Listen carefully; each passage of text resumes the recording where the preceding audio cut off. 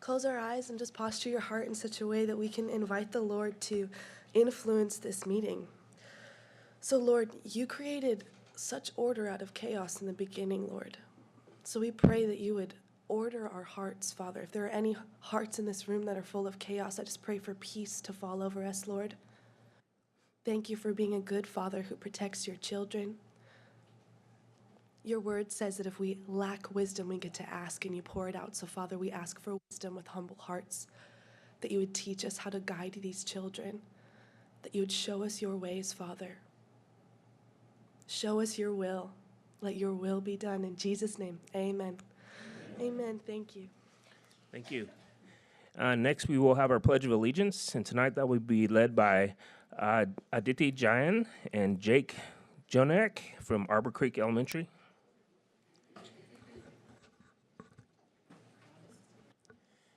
We have the American flag on this side and the Texas flag on that side, so we'll just follow after you.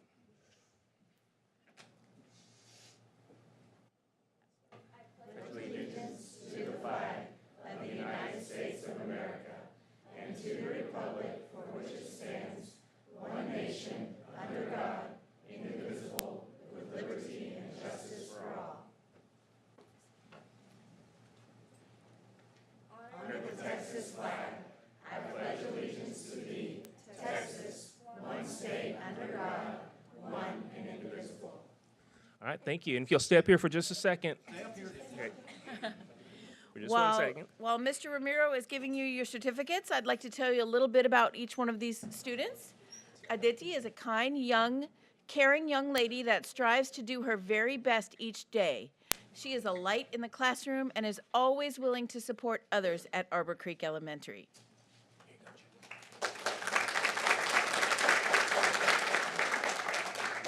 And Jake is a go-getter who loves a challenge. He strives to do his best each day and is a joy to have in the classroom at Arbor Creek Elementary.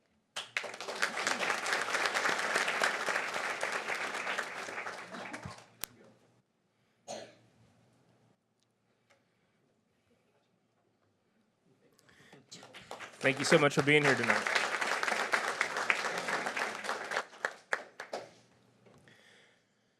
Tonight, the Board of Trustees is meeting in its regularly scheduled monthly meeting to officially act on the items included on the posted agenda.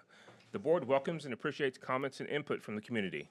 Open forum is provided at each meeting to allow the public to address the board. There will be 2 open forums tonight. Open forum number 1 is to hear requests regarding agenda items only. Open forum number 2 is to hear requests or make comments regarding non-agenda items and will be heard at the end of the meeting. Those addressing the board are asked to limit their comments to 3 minutes per meeting. The speaker should identify his or her name, group affiliation, if any, and make a brief presentation with an identified solution if one is sought. Remarks should be addressed to the board as a whole. Oral presentations may not include charges against any employee or board member by name. It is my responsibility to determine if the person addressing the board has attempted to resolve a concern informally or through the district's complaint policies. If not, the speaker will be directed to follow the appropriate policy. The board requests that all presentations be made in a courteous, respectful, and professional manner and asks that speakers monitor their own behavior. If you wish to speak during one of the open forums, please fill out one of the cards located on the table in the entry hall. Next, we will go over our board activity chart.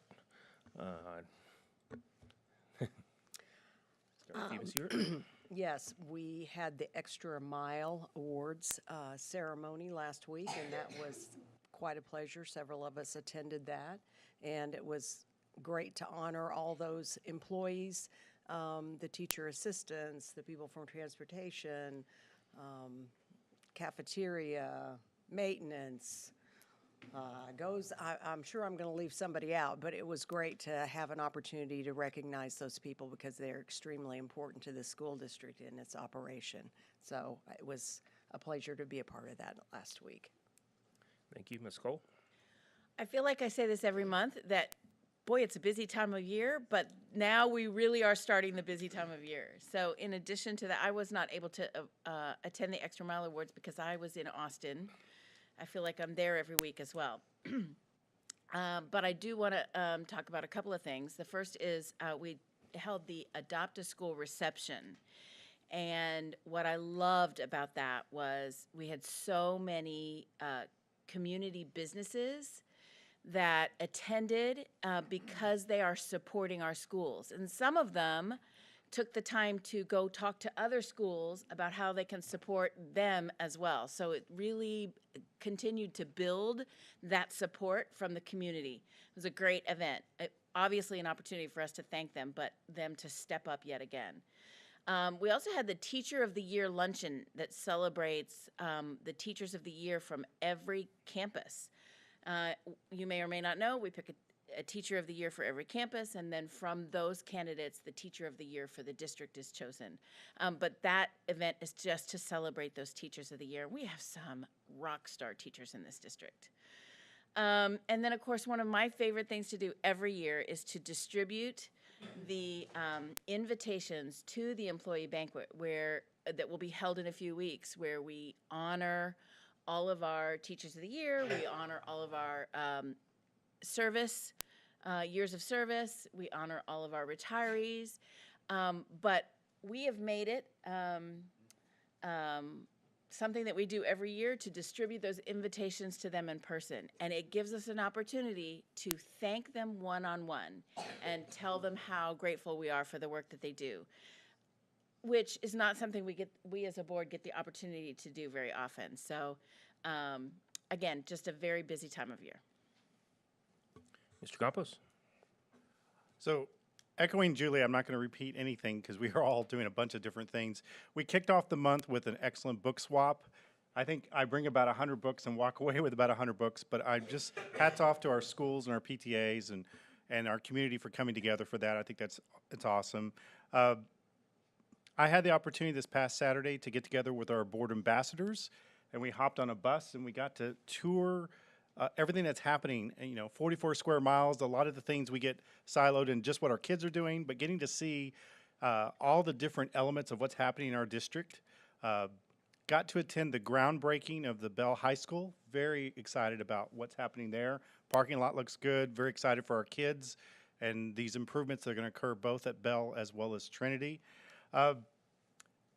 Echoing Julie, this board does a lot of advocacy. I too have been to Austin a couple times dealing with different issues, but all focused on public ed. So it's kind of neat to see Julie. Sometimes we even are there at the same time, but she is testifying and doing things over here, and I'm doing something over there. So just hats off to this. And then I want to echo, as a board, we do get this wonderful opportunity of passing out invitations. I try to randomize and go to different schools. It's nice to walk our different schools, hear a little bit about what the teachers and principals are doing, and then absolutely cheer, cheer, cheer for our amazing staff doing amazing things in our schools. Ms. Jordan Wells?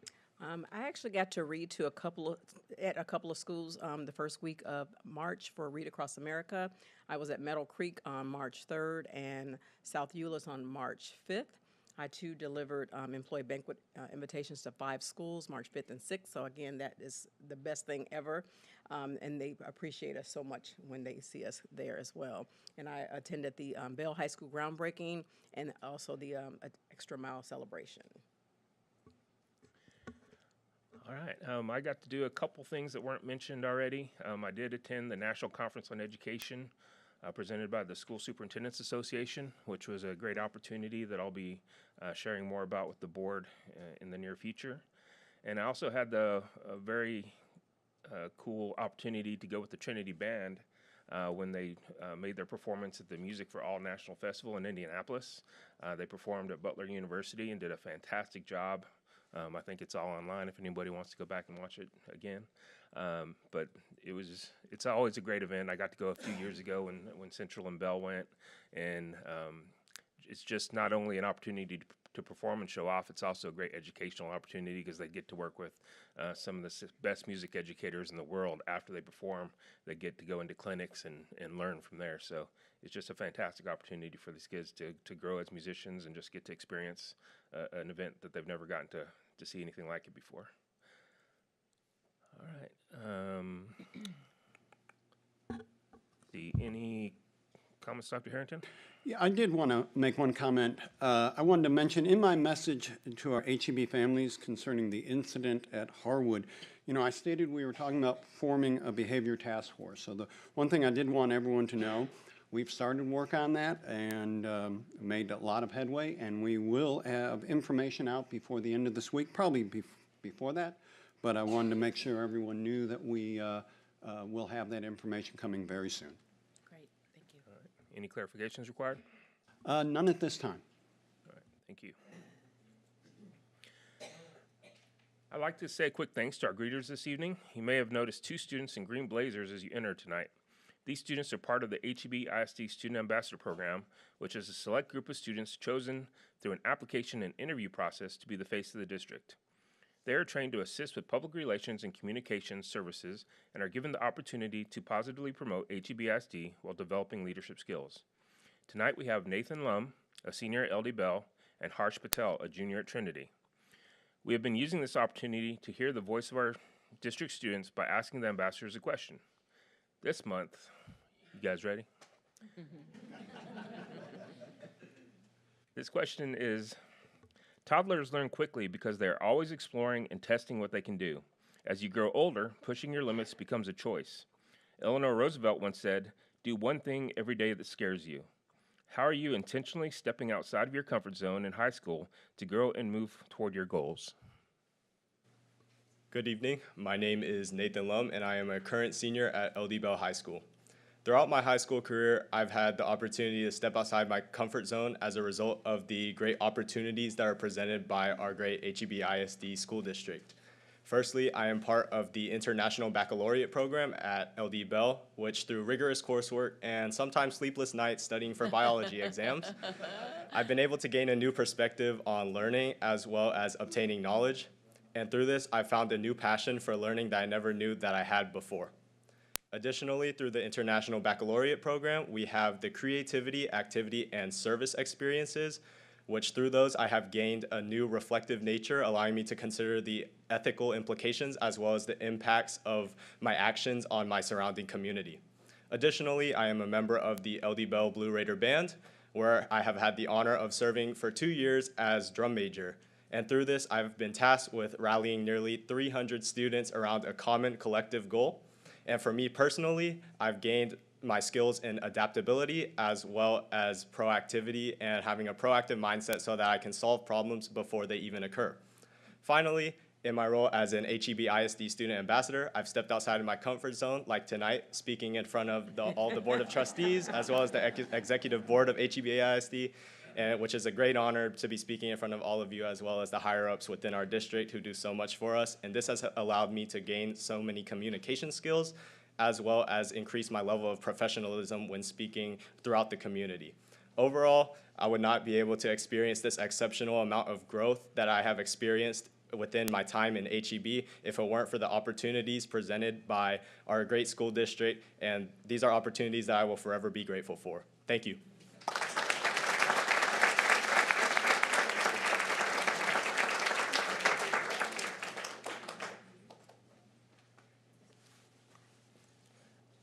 By raise of hands, how many of you have read the book The Giver? It's a great book. In this dystopian novel, the main character, Jonah, traverses a barren world devoid of color and freedom.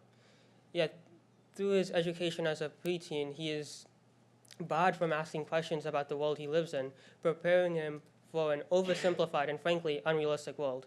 Comparatively, in our world, toddlers during the formative years are given almost every opportunity to learn, interact, and talk about the complex world they live in. Though they might stumble, they might fall, they might even throw a temper tantrum every now and again, they still will be able to succeed given time. In fact, questioning is the first part of the scientific process, the process through which many scientific discoveries have been made, like the ones that have propelled our species from the Paleolithic to the contemporary era, and the ones that have brought men to the moon.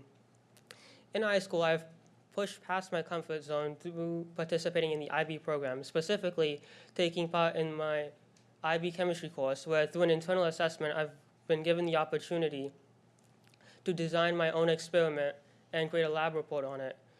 And in doing so, I've gained invaluable experiences in research, which I hope to use when I pursue higher education. Admittedly, throughout the process, I encountered obstacles as I was stepping into new territory that I hadn't gone through before. But through the resources available to me, I was able to overcome these obstacles. Overall, pushing past one's comfort zone allows you to gain the opportunity to have experiences necessary for success. Though some may stumble and fall during this experience, it is through those mistakes that one can reflect and grow as a person. It's often said that pressure creates diamonds. I find this quote agreeable, as what is humanity if not for its adaptability?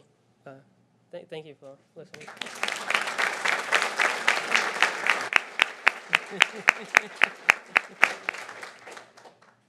Thank you, Nathan and Harsh, for being here tonight and doing such a great job.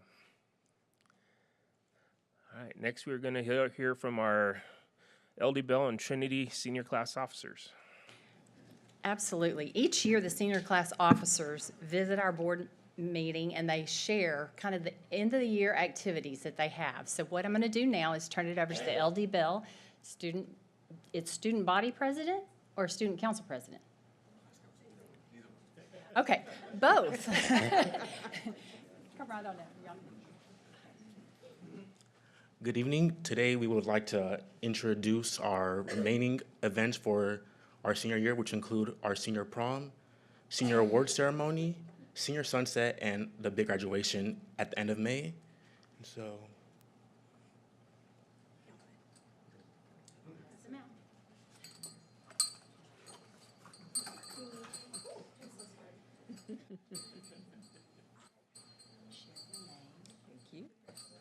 My name is Ebenezer Boa, a senior at LD Bell.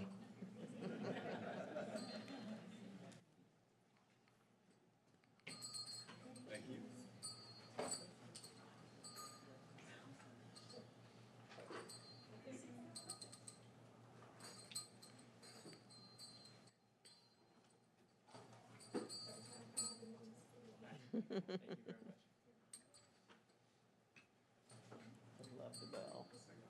I love the bell.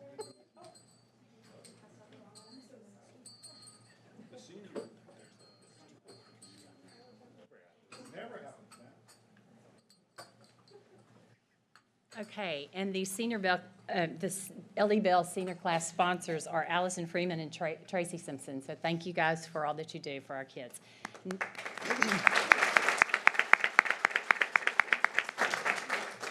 The Trinity High School class sponsors are Aubrey Williams, Teresa Teague, and Shakib Lawrence. And so at this time, I'm going to invite the Trinity Student Council up, and I'm going to let you share.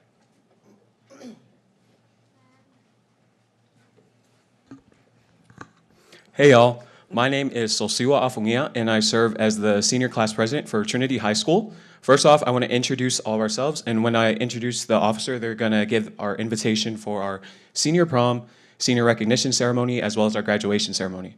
So first off, Amaya Ramcharita, she's our historian.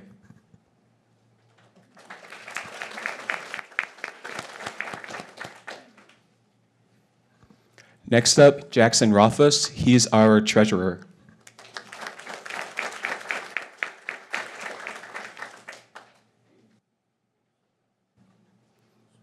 Edith Mendez, she is our vice president. Thank you. And last, but certainly not least, Glory Mbilo, our secretary.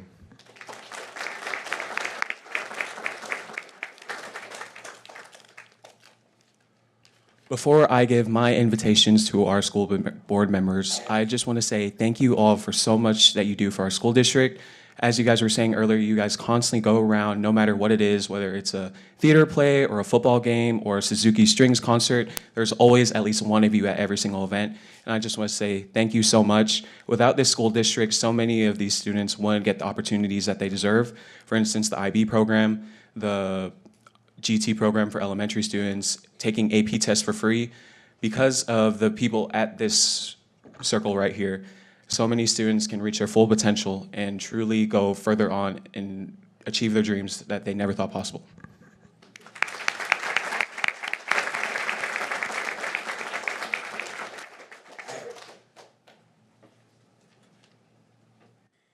Thank you very much to each of you.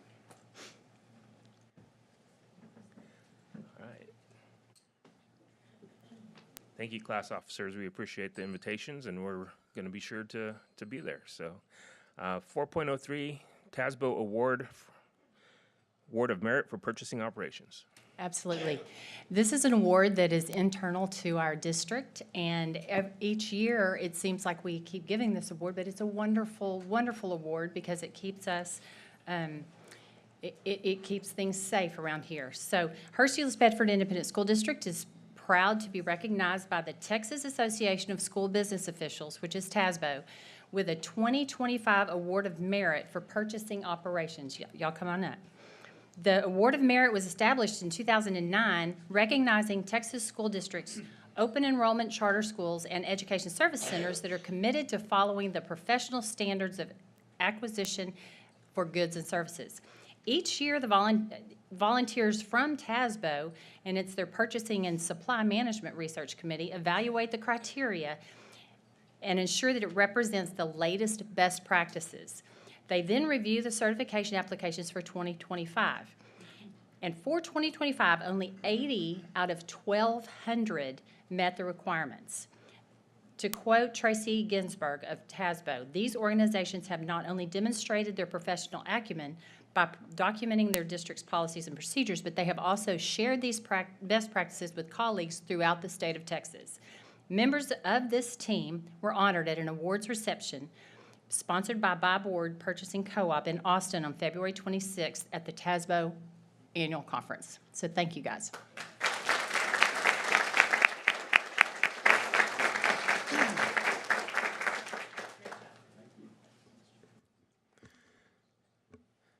Congratulations, Purchasing Department. We all know they do a great job, but it's great to see the recognition. 4.04 is being moved to a different board meeting because the recipient could not be here this evening. So 4.05, City of Euless Volunteers Group of the Year. Okay, this is a special award that is has been given to a group in our district. So I'd like to invite the honorees to come on up. On February 24th, Principal Sonia Stanton and teacher Dr. Mary Hannigan attended the City of Euless Volunteer of the Year Awards ceremony, where HEBISD's District Alternative Education Program was named the recipient of this year's Volunteer Group of the Year. This group dedicated over 300 hours supporting the mobile food pantry efforts at Ash Lane United Methodist Church, providing vital assistance to more than 150 families in the community. In total, over 230 students have contributed more than 500 hours of service, benefiting both Ash Lane Methodist Church Mobile Food Pantry and Six Stones Food Pantry. I want to add a separate comment. This group has been such a vital part of this service that the church now relies on them to serve our community. Hop in there.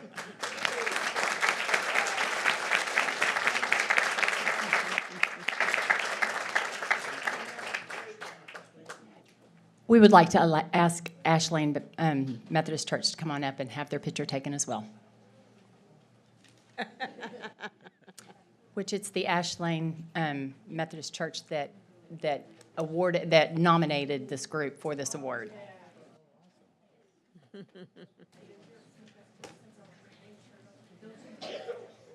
Michael will take it.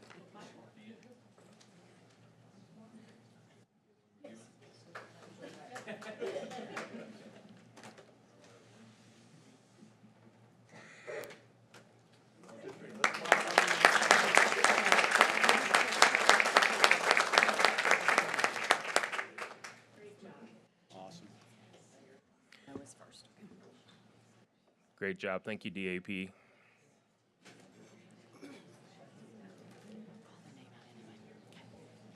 All right. Item 4.06, the Great History Challenge finalists, Dr. Kathleen Gilbert. Good evening. I just want to take a second to brag on these kids because they are pretty darn amazing. So the Great History Challenge Round 1 is a national challenge. So the kids in Round 1, they take, it's like a game, but it's really a test online. And then if they score high enough, they go to a regional competition. And then if they top out at the regional competition, they qualify for nationals. We have 15 HEB students who qualified for nationals.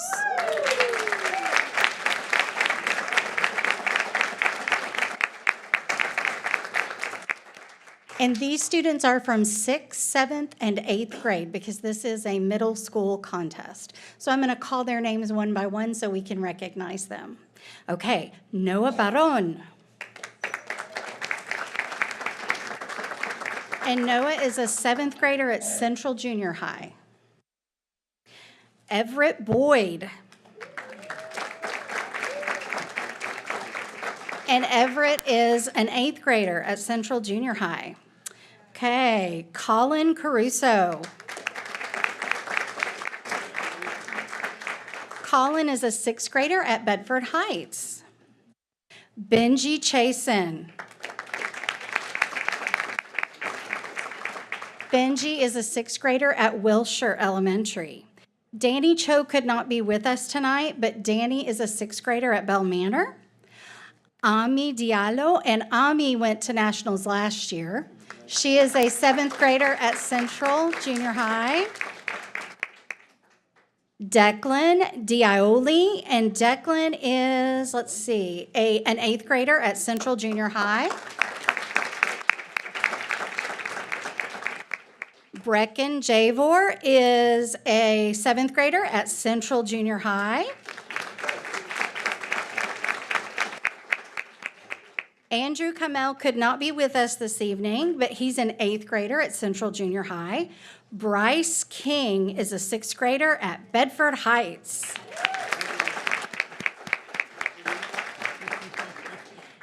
Andy Lay is a 7th grader at Central Junior High.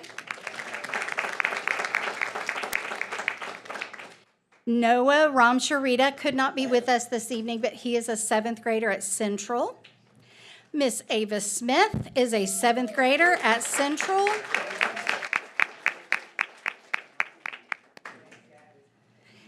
Hugo Soto is a 6th grader from Stonegate Elementary. And Anthony Van Scoit could not be with us this evening, but he is an 8th grader at Central Junior High.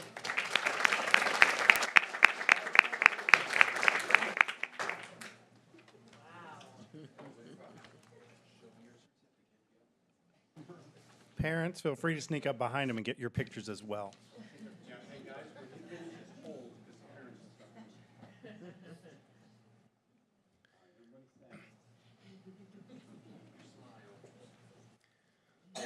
So Dr. Gilbert, when do nationals happen? In May. In May. And this year they're in Florida. Okay. Last year was Chicago, this year Florida.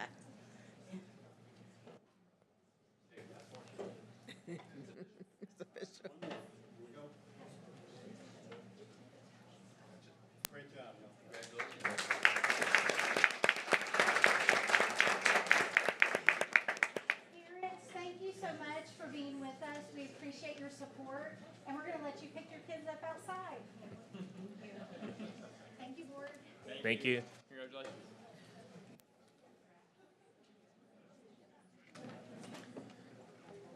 Ms. Hollander? Ms. Hollander? Right there. See her right there. Any cards for, okay. All right, we have no cards for open forum number 1. Yes. Well, we're going into closed session, so it doesn't. All right. Pursuant to Texas Open Meetings Act, Texas Government Code Chapter 551, the board will adjourn to closed session. Pursuant to sections 551.071, 551.072, 551.074, and 551.076.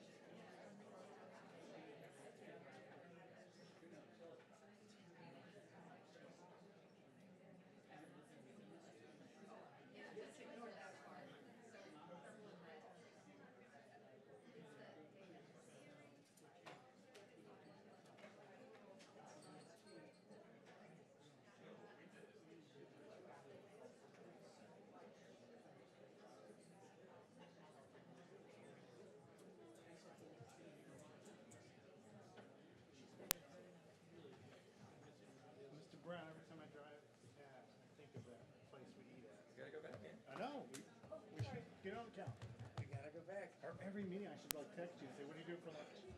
When's your next meeting? I don't know. Okay. I'll let you know. Because we usually end it at noon.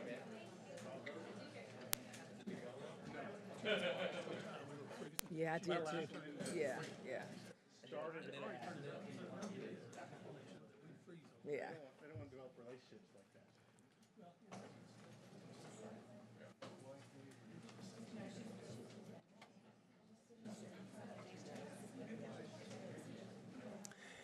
At this time, the board will reconvene into open session. We are ready for our consent agenda. Does any board member have any items they'd like to have removed from the consent agenda? I'll accept the motion. I move that the board approve the consent agenda as presented. Second. I have a motion, and a second, for the board to approve the consent agenda as presented. Please vote.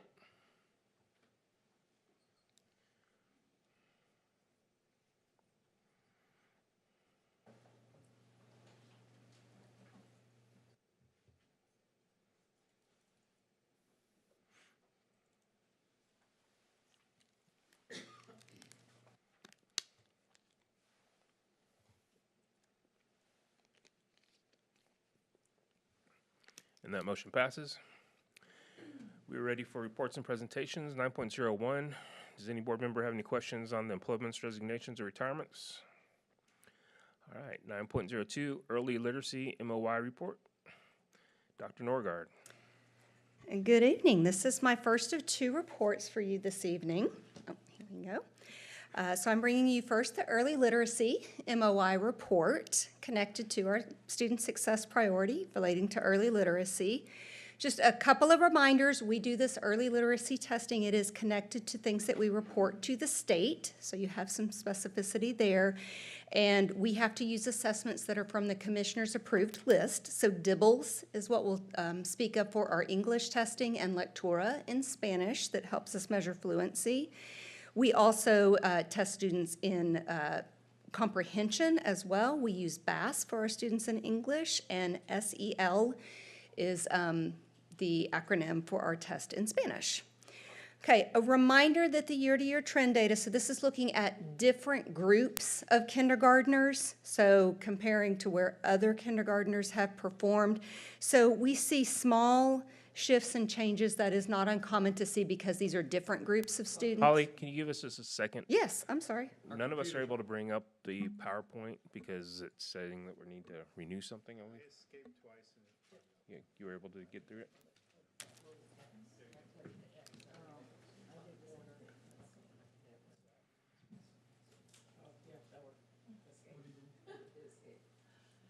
Mine just came up. No, that's okay. Sorry, I just kept going.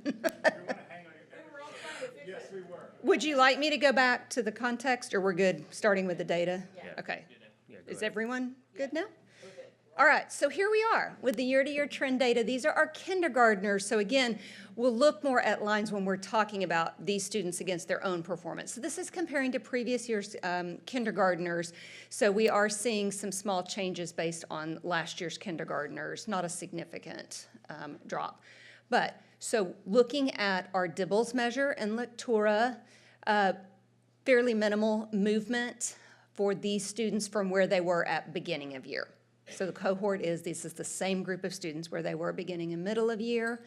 And then on the comprehension side, on Spanish, the SEL, last year we were all wondering what happened that we had this huge drop, and now we're right back to where we started. So there are sometimes some things in administration, you know, as we dig into what may have happened, were students just not, it wasn't a great day for them, et cetera. So we've returned back to where we normally see those performances for our comprehension.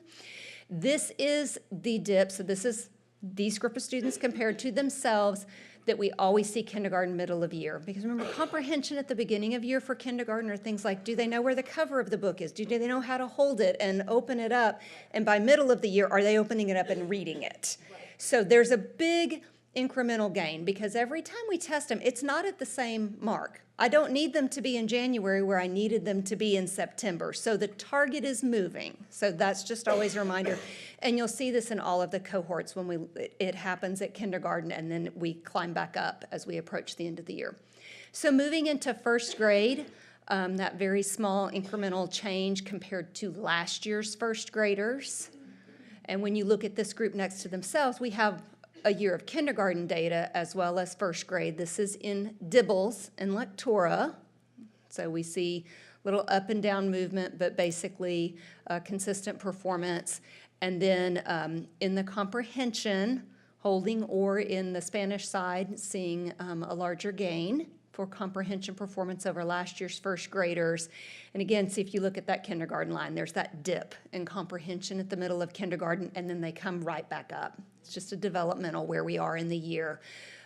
So continuing to move forward through the year. And then in grade 2, again, compared to last year's second graders, a little bit below, but really not a significant portion. So we look at where they're performing next to themselves.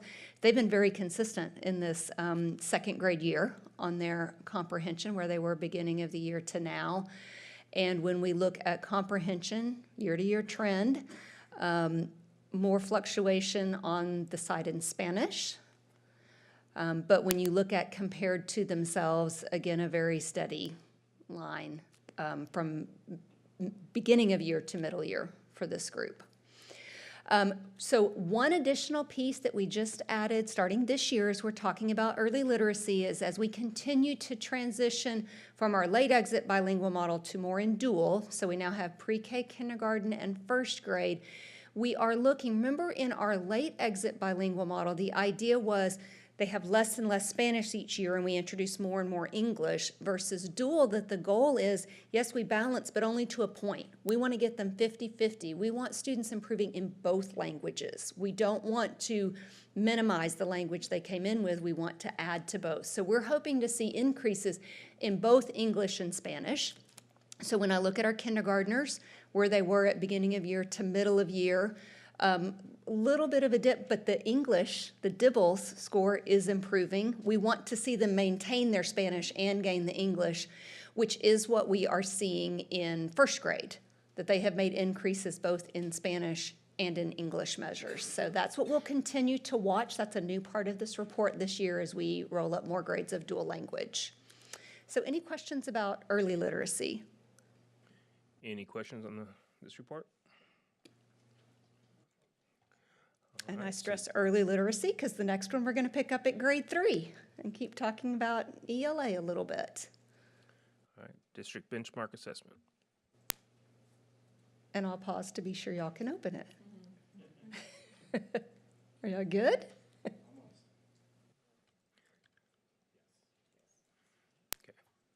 Okay.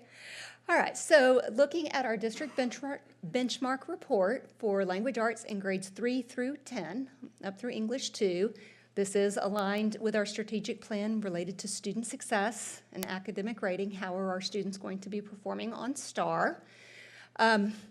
So, little context here. Last year I wasn't talking to you about DBAs. I was talking to you about interim reports. And as I was talking to you about interim reports, you may recall it was like, we're not sure. This was a new test for us. It's from TEA. It was in the same platform as Cambium. We had a lot of great reasons that we wanted to make that shift. We did it with input from principals, from content coordinators, and really studied and decided to make a shift to interim assessments because it had that same platform that our students would get to rehearse. It was adaptive testing, so based on how students answered their first few questions would feed them into different paths, so ideally giving us really specific what kinds of intervention do our different groups of students need. And unlike our previous district benchmarks where we're using previously released STAR items, these were secure new items. So those were all great reasons we were looking to doing interim. But as I brought data reports to you last year, we said, we're not sure this really matches our natural pattern. And in particular, we were worried that meets and masters appeared to be inflated to what we were normally seeing. So while it is not like us to do something for 1 year and then change, you know, we pilot, we study, we make a lot of moves. Well, We did this for a year, and we did study. We consulted with principals. We had a new assessment coordinator coming in, and she's because she came from Region 11, where she saw lots of districts that had been using interim. She said this year was just a really unusual year. So we made the jump to interims in a year that all the districts were finding the data is not giving us what we want.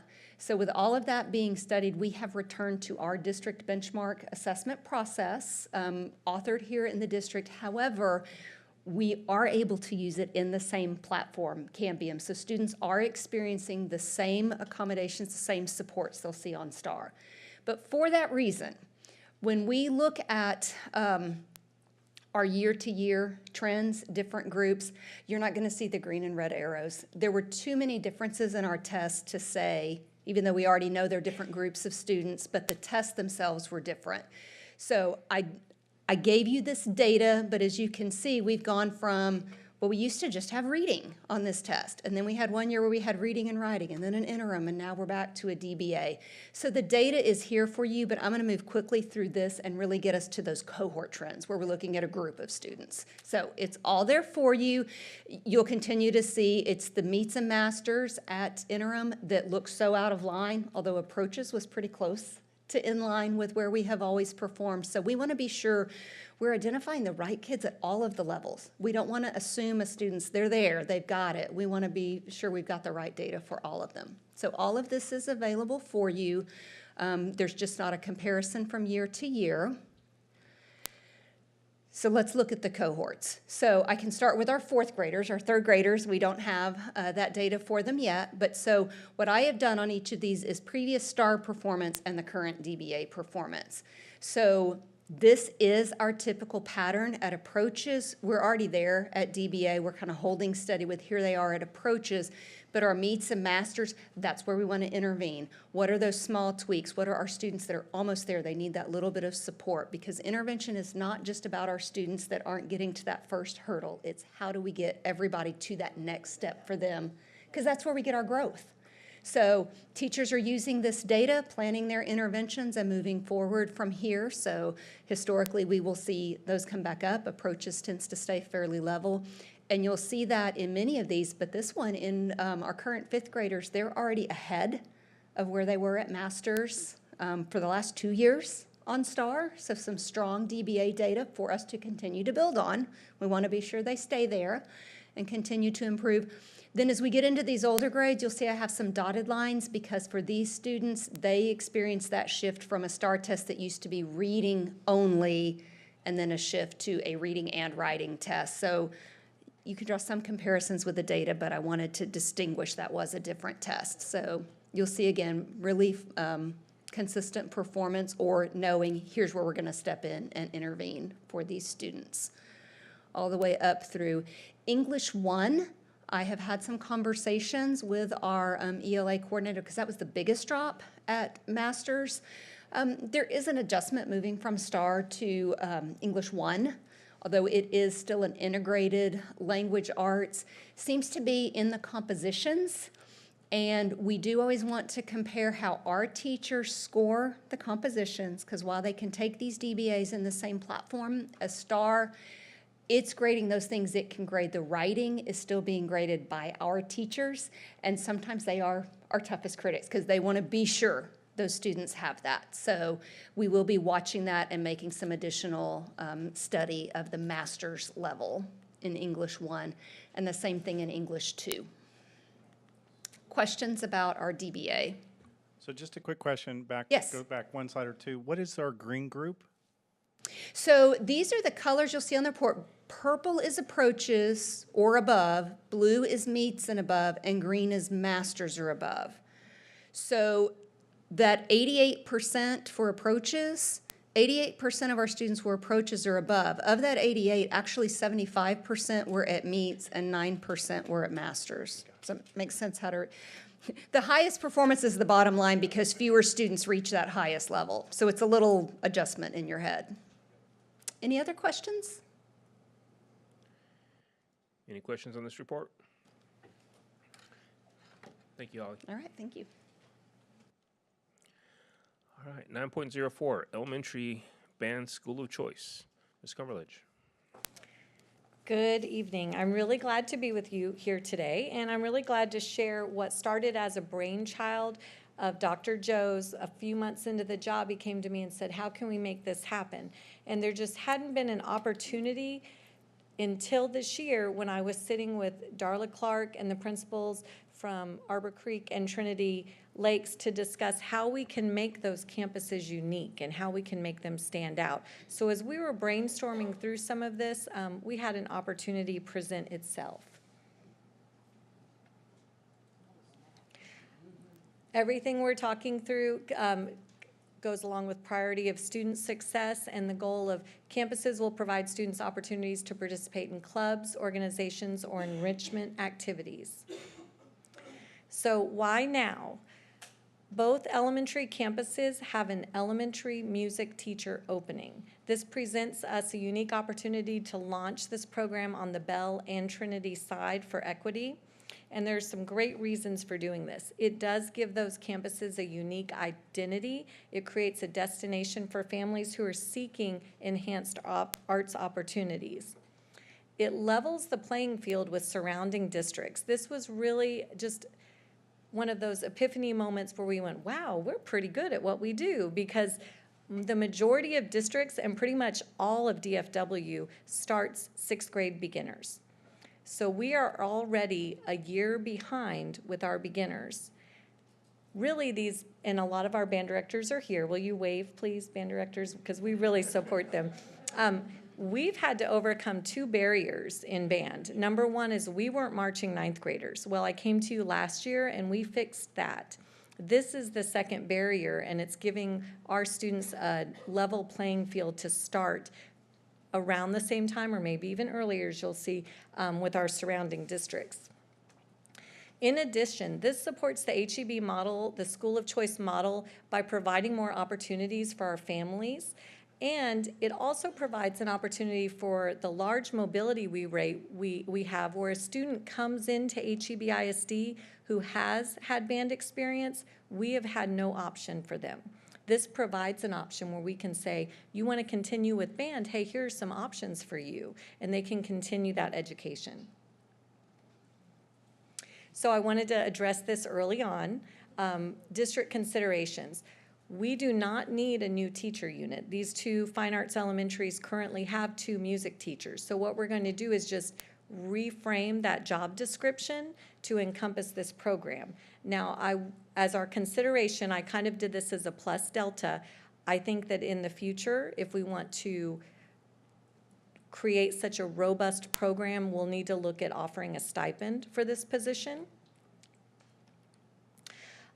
Instrument inventory. Here's the great thing about what we're doing. We're going to limit it to flute, clarinet, trumpet, and trombone. These are typically personally rented instruments. Mr. Brown, at the last time I presented for instruments, said, what's the difference between a personal and a district-owned? This is a great example of this. I can buy 2 flutes, 2 clarinets, 2 trumpets, and 2 trombones for the price of that tuba that we showed you last time. So it's a lot more economical for families. One thing I want to do is make sure that we're covering at least a couple district purchases, which I'm able to do because of how generous you were in the fall with our instruments, so that there's no student that's left behind. If they want to be a part of this program, we're going to make sure that we have at least a few class sets so that they can be a part of this. The classroom setup, here's the positive. There's already an additional music room and a piano lab at these 2 campuses, so we're going to be able to utilize that space. The consideration I brought was the need for music stands and chairs, including some instructional materials. And at the last time when I presented this to ELT, Dr. Joe had an amazing idea to move up some of the FFE that we are already planning to buy for Bell and Trinity, get them their new stuff, and pass these music stands down to the elementary campuses. Now I want to kind of go through the program outline. It has to look a little bit different than Suzuki. They don't make quarter-size clarinets. They don't make quarter-size trumpets. So we have to wait for their lungs to develop until they're old enough, but I still think there's some great opportunity. third grade, we would begin this with intensive rhythm skills. Music is basically the rhythm of it, how long you sustain, and reading the notes. And the more you can separate that out, the more successful students will be. So in third grade, it will be intensive rhythm reading, lots of drum clubs happening at this campus with the opportunity to showcase those kids on the high school campuses as well as their own.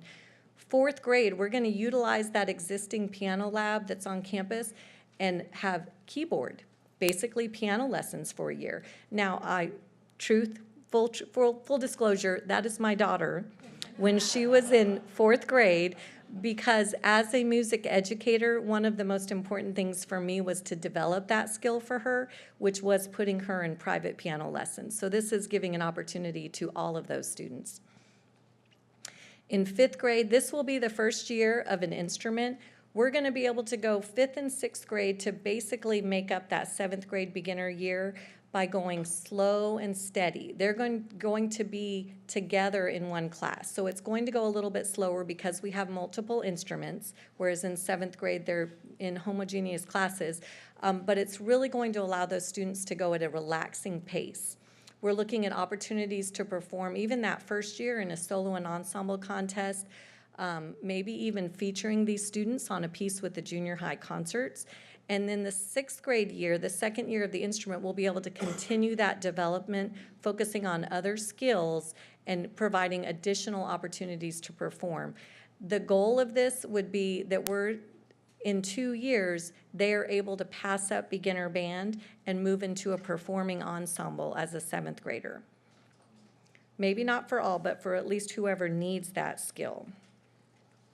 We're going to encourage that students stay on one instrument through that fifth and sixth grade year, but we're also going to encourage collaboration with the junior highs as they're a sixth grader, because basically trumpet and trombone, once you know one brass instrument, it's very easy to switch to another, high brass or low brass.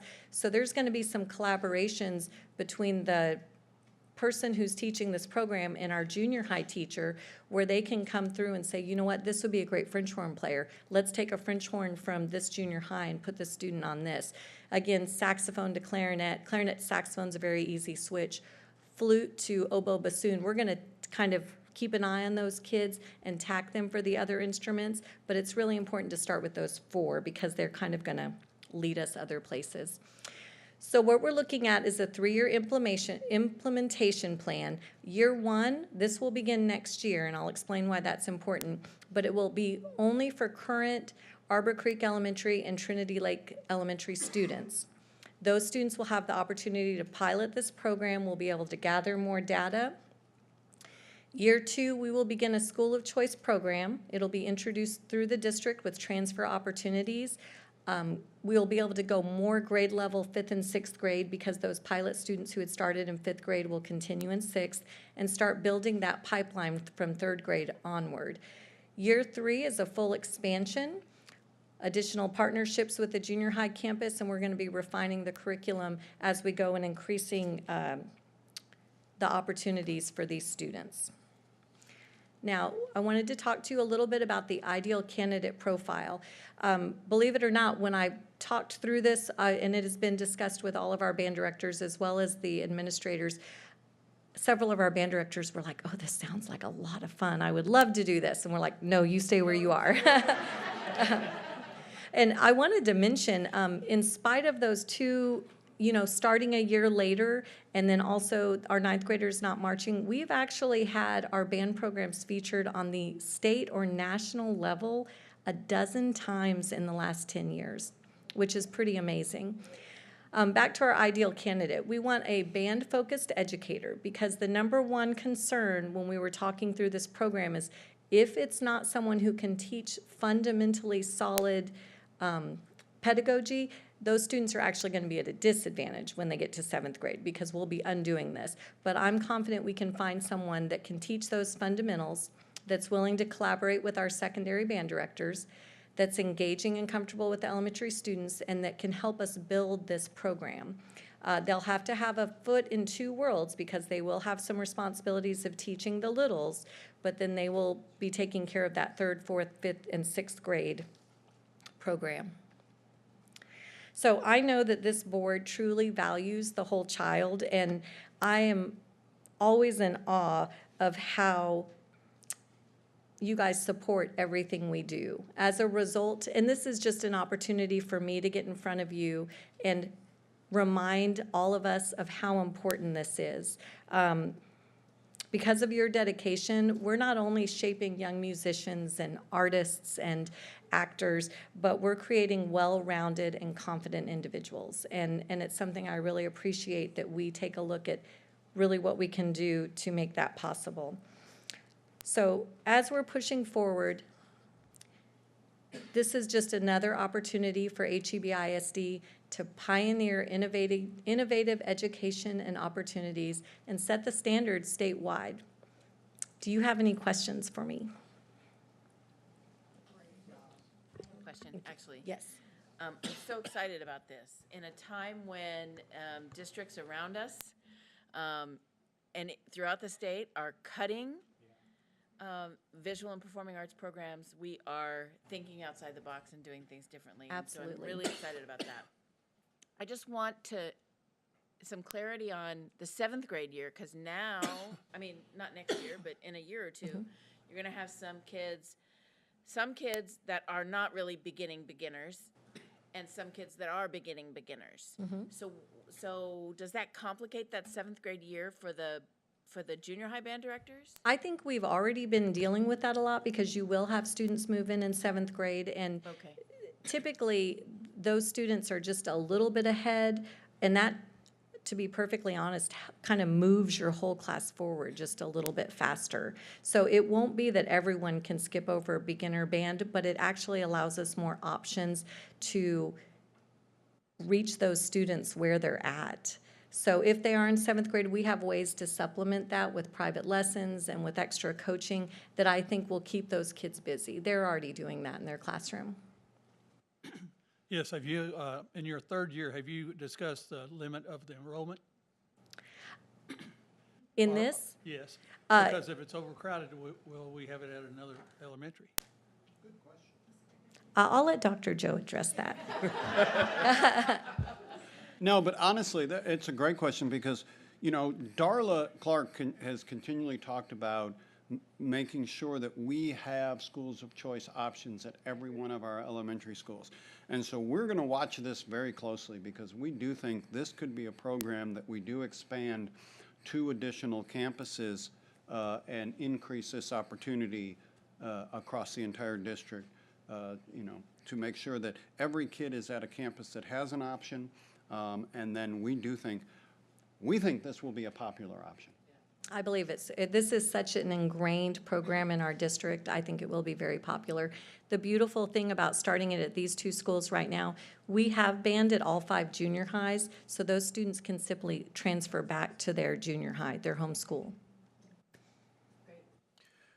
So I'm just going to echo 2 things. First off, because many of us have band kids and been through here, I know Ms. Cumberledge said it, but since you guys are all in the room, we get it that you guys have done such an awesome job when you consider that our kiddos started in 7th grade. So hats off to you, because that's amazing. And hopefully now we can do better with this. When I was doing my homework, I was just overwhelmed with this. So thank you, Dr. Harrington, and thank you, Ms. Cumberledge, for thinking of this.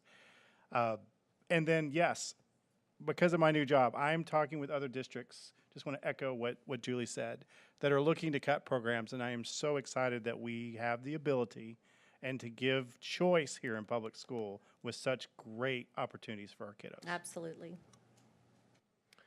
Yeah, I'm really excited, because one of my concerns about, you know, I know it's the right thing to do to let the 9th graders start to march, but that kind of, in the fall, kind of creates a vacuum where the junior high directors are like, they're losing all their, you know, all these kids that they have years in, and, you know, all of a sudden they're not there, and they're, there's kind of a vacuum there that they're going to be able to fill better with these kids coming up who already have some experience and are going to be able to keep this junior high band strong, even when the 9th graders aren't present, but are helping the high schools do great things. So, so that's very exciting, and I mean, you know, the earlier we can get kids to learn music and expand their minds, it's basically like learning another language. It's just going to help them. Absolutely. The universal language. Universal language.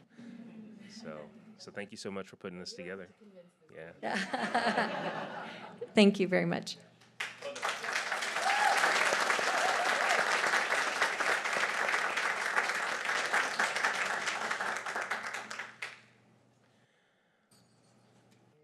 All right, we have a substantial list of action items this evening. So we'll start with 10.01, consider approval of items drawn from.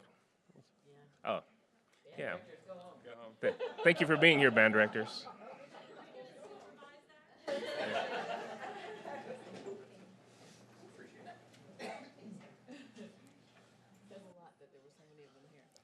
Yes.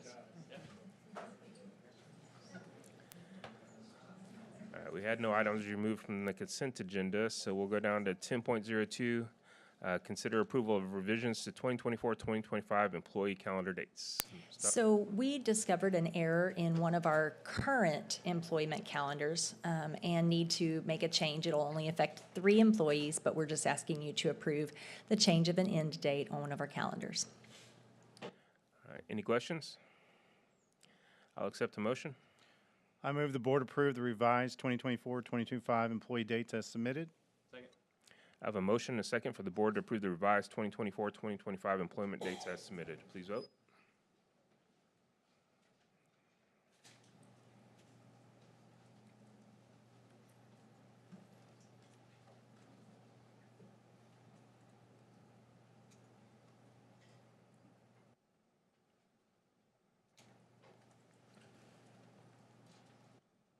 And that motion passes. 10.03, consider approval of revisions to the 2025, wait, sorry. No, that's right. The 2025-2026 employee calendar dates. We want to make a change to the elementary registrars to move them back, their start and end date back a couple days to really better align with some of the things that are happening on campus. All right, any questions? I'll accept a motion. I move the board approve the revised 2025-2026 employment dates as submitted. Second. I have a motion and a second for the board to approve the revised 2025-2026 employment dates as submitted. Please vote.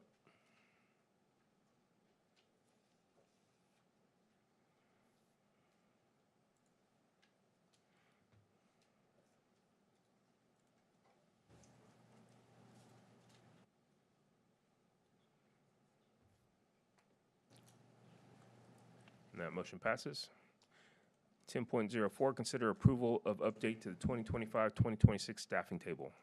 So Mrs. Clark each year does a fantastic job of taking the available elementary units and moving those around to support needs of all campuses. It is necessary at this time that we bring you a request for 2 additional new elementary units and 1 additional elementary teacher assistant. So 2 teacher, 1 teacher assistant unit. And these are based on enrollment projections as well as growth. And these are gen ed, not special ed? That is correct. All right, any questions? I'll accept the motion. I move the board approve the new units in the staffing table as submitted. Second. I have a motion and a second for the board to approve the new units on the staffing table as submitted. Please vote.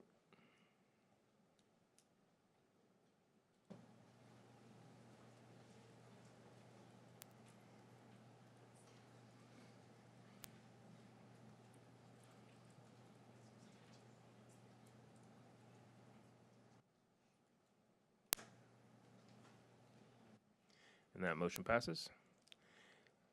10.05, consider approval of guaranteed maximum price for Trinity High School replacement campus. Mr. Williams? Good evening, board. Well, last month I was here asking you to approve the GMP on LD Bell High School, which we did, got that underway. I'm excited now to bring you Trinity High School GMP. This meets district priorities, student success, employee success, safety and well-being, and effectiveness and efficiency.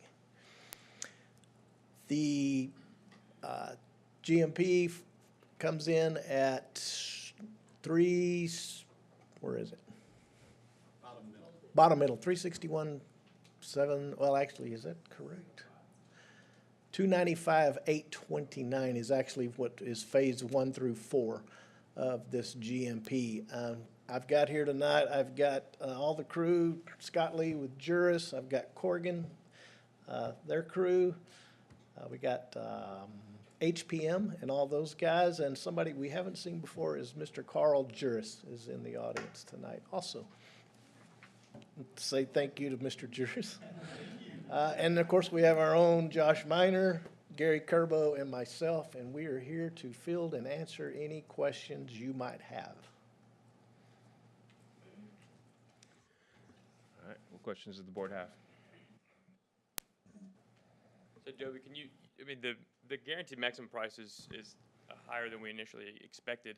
Yes, but sir. Can you talk about that in terms of the full context of the entire master budget? Because I do think that's important to point out that if you look at all of the projects. Yes, sir. across Yes, the sir. board- Yes, sir. This did come in, with all the happenings going on in our country at this time. This did come in a little higher than we had anticipated, but within the master budget of all of our projects, this came in higher. Our elementary schools, which we'll get to in just a minute, have all come in lower. And I believe Josh told me we were just about a little less than $200,000 difference in our master budget and what we're approving. That's not counting any contingencies or anything like that. That's just in our budget numbers. And that's not pulling the scope down on any of these projects? No, sir. That's what I just clicked. We're not, the elementaries came in lower. We haven't taken anything away from any sir. We project. haven't. Trinity Not at all. is running a little high. We're seeing the elementaries have been running a little lower. Again, a lot of the piece on Trinity, and the experts can chime in, but the long time and this long extended build as we try to build this campus in multiple phases is really causing some of this pricing. But we're still, we're very happy with where we came in, where it could have been, and we're real excited about where the elementaries are coming in at this time. Yes, sir. Yeah, we always knew that Trinity was the most complex. Absolutely. But I don't, and even though we were thinking about, the worst case scenarios, I don't know that we accounted for some of the potential complexities of pricing that we Right. might be running And into. the tennis courts at Trinity, that was kind of almost an afterthought too, or something that came in later when the opportunity arose to purchase the piece of property, so. Yeah, Trinity is an extremely complicated project.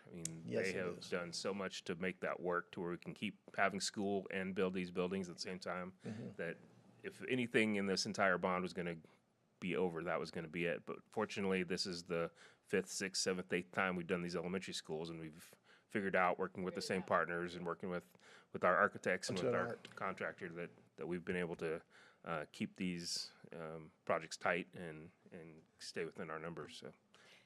Is the budget for Trinity, does that include the extra land that we had to purchase for the tennis courts also? Yes, it's on the expenditure side, yes. Has the hiring of HPM, has it been allocated to each of these projects? Has it? Yes, it has. I believe it's in there it's on the expenditure side, showing as an expenditure on that side of the equation. And you called out all the construction-y type people in the room, but I don't want to leave out the boots on the ground with Mr. Pugh and his team. They're here as well. That is right. All right, any additional questions? I'll accept the motion.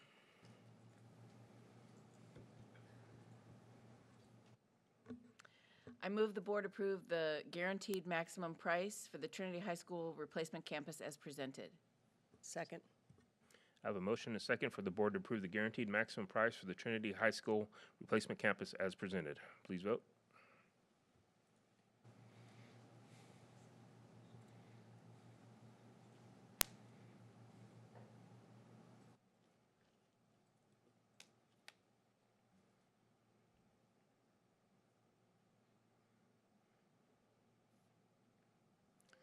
And that motion passes. Let's talk about elementary schools. Consider approval of guaranteed maximum price for Wilshire Elementary School replacement. Trinity is in the back. I know. It's exciting. As they should be. Now, go plan a groundbreaking for us. Okay, next item, we are bringing to you Wilshire Elementary School. And this will start lining up with the numbers we were just talking about, Mr. Brown. Same district priorities that we'll meet. The GMP on this one, it's in those numbers in there, but it's easier to look at it on this page. So the GMP is 51,346,927, and that is, let me go back. That is actually 4.3 million below what we budgeted for that. And got most of the same crew here with the, except for we need to add in Aubrey Moses, Slaybaugh, excuse me, I forget. Yeah, Moses is all right. Moses, Slaybaugh was, okay. I don't know. What, Aubrey, we just need to add in Aubrey. Just go with your first instinct. Sorry, Aubrey. Anyway, with Huckabee, our architect on the elementaries. And those principals, if they're here. I'm not sure if they're all here or not, but. All right, any questions on Wilshire? I'll accept the motion. I move the board approve the guaranteed maximum price for Wilshire Elementary's replacement campus as presented. I have a motion and second for the board to approve the guaranteed maximum price for Wilshire Elementary School replacement campus as presented. Please vote.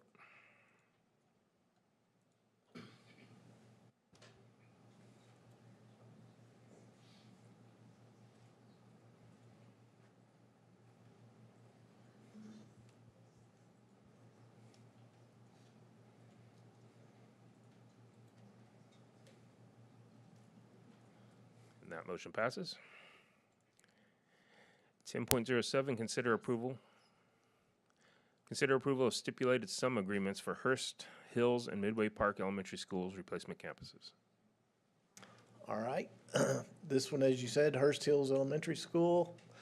This is a little different. The other one's a GMP. This one is a stipulated sum agreement, which is, it's similar to a GMP, but it allows us to pull those contingency funds out and the district to retain any savings that are will be brought from these projects as they're built. So we did these a little bit different.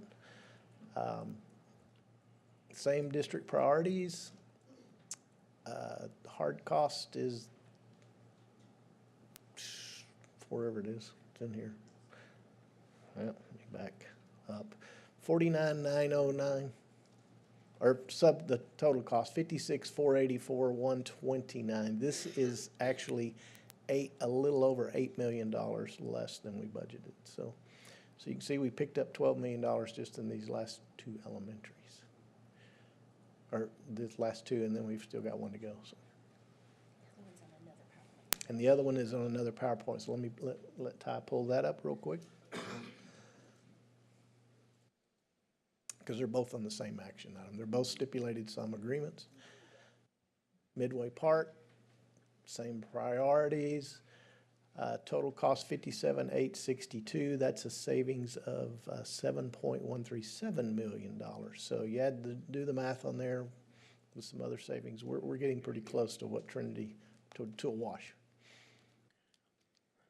All right, any questions? So can you explain the rationale between or with keeping Wilshire as the GMP and moving Hurst Hills and Midway Park? That, I'm going to let Mr.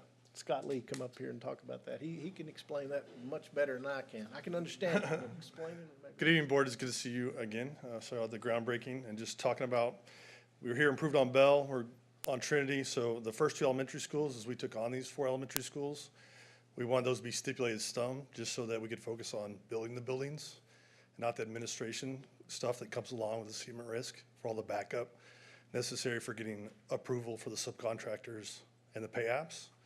So that just lets us focus on building those first two, being Hurst Hills first and then Midway Park. So it's just on the administration stuff of getting a job started. So what is different?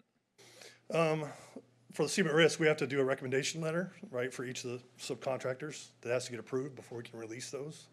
For stipulated sum, because we have that guaranteed total price for us, we can go ahead and go to contract. So after tonight, we're going to contract the first two immediately. The difference in a traditional stipulated sum is that they're, by contract, we're actually getting the savings back to the district rather than. No, I mean, being saved so, to you. sorry to interrupt. Oh, go ahead. The stipulated sum for all of them, for CM risk and for stipulated sum on the contingencies and allowances, you always get that back. On a stipulated sum, everything on the cost of work, all the sub-cost, we're immediately approved for that and we move forward without any additional approval. On the CM at risk, we had to get approved basically by trade that we're submitting that. So when we audit and go back with all the pay apps, we'll give you everything associated with the administration cost of that. So for taking on the 4 elementary schools, we just wanted to get the first 2 focusing on that with using the same staff. And if you're using the same staff on a CM at risk job, it makes it a lot more difficult to give the backup associated with that. Is there a question? Any additional questions?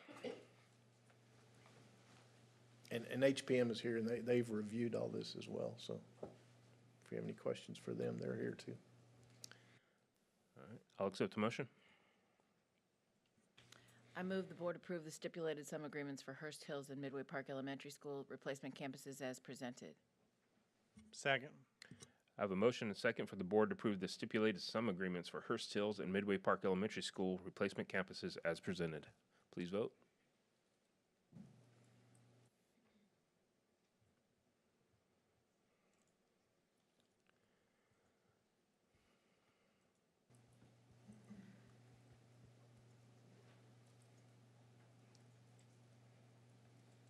And that motion passes. Thank you, gentlemen. Item 10.08, consider approval of replacement of HVAC units. Okay.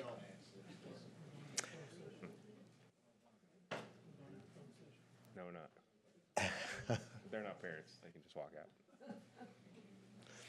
So we're bringing to you for consideration, we're asking the board to approve $1 million from our locally defined capital projects fund for various as-needed replacements of HVAC unit. As you know, we've been studying this for the last year or so. I gave you some detailed information in the Friday update. We have a number of units that are getting a little aged beyond their useful life, as Mr. Romero can attest to, I'm sure. Anyway, so what we're trying to do is push this down the road to a future funding opportunity. But in the meantime, we want to be prepared and be able to replace some of the oldest and most problematic units so that we don't disrupt the educational process as little as possible moving forward. So that's what we're asking for here. All right, so are you going to be buying these units and putting them on with our HVAC guys or contracting out the whole jobs? Good question. Could have a hybrid. Probably a little of both. We have capability of putting a lot of it up ourselves, but we are going to need some contract work for the equipment. Okay. We'll first start with the engineering to be able to get that on, make sure we don't need the curb adapters and any type of roofing. Make sure we have all that in line and then get the units ordered and from there. Okay, so you'll be doing the engineering or you'll be contracting that out? Contract it out. All right. I don't have the elemental piece behind my name for that. Okay. Well, neither do I, but I got a license that says I can do it. All right. So any other questions on the HVAC? I'll accept the motion. Well, I was going to say, just to make sure too, also, we've got buildings that are in the process of being rebuilt, but at the end of the day, also, we have to make sure the HVAC is working. So we're going to work with Josh to make sure that if we have to put a new unit in a building that's coming down, that we make sure that we realize that we're going to be recovering that unit and make sure that we install so that we can then recover that unit before that building is taken down. So we in the agenda, we've got the locally defined capital funds project as of March 4th. I know we had identified somewhere around $5 million that we were going to move from the general fund to the capital account. Yes, it's not in that. As of today, is that in there or not? It's not in there yet. That hasn't been. So is it 16 plus 5? 7, actually. 16 plus 7. 16 plus 7. 7.1. Can we look at this? I believe. So yes. Okay.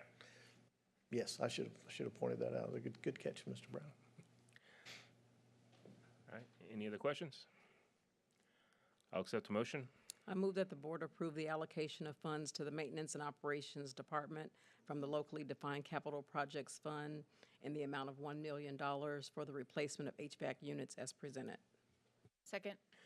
I have a motion and a second for the board to approve the allocation of funds to the Maintenance and Operations Department from the locally defined capital projects fund in the amount of $1 million for the replacement of HVAC units as presented. Please vote.